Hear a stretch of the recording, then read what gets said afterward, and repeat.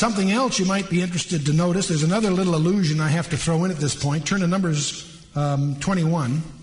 In verse 14, there's another one of these little verses that leap out at you if you're... Well, it's a verse, I guess, if you're normal and well-adjusted, when you encounter, you just read on. But if you've been to one of my Bible studies, you're no longer normal and well-adjusted.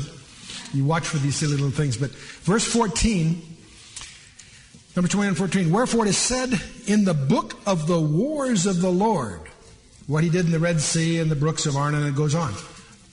There apparently is a book of the wars of the Lord.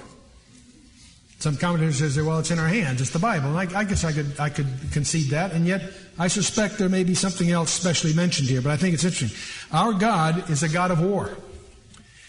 The Bible opens its drama in Genesis 3, verse 15, when God declares war against Satan and his domain. The planet Earth is Satan's domain. You and I are, whether we like it or not, are engaged in a warfare. And that warfare, we're going to increasingly discover, is one that involves basically our initiative, but only after thorough preparation. And I think, by the way, that that's the key lesson of chapter 5. If you want to say, gee, we've been through all this, what are we really talking about? That's to be spiritually prepared if you're going to be successful in his name. Humble worship, holy walk, and then heavenly warfare. And I think just like Joshua, we've already been given our inheritance. We don't fight for victory, we fight from victory, his. And are basically laying claim to what he's already provided us. Which brings us, of course, to the conquest of Jericho, chapter 6.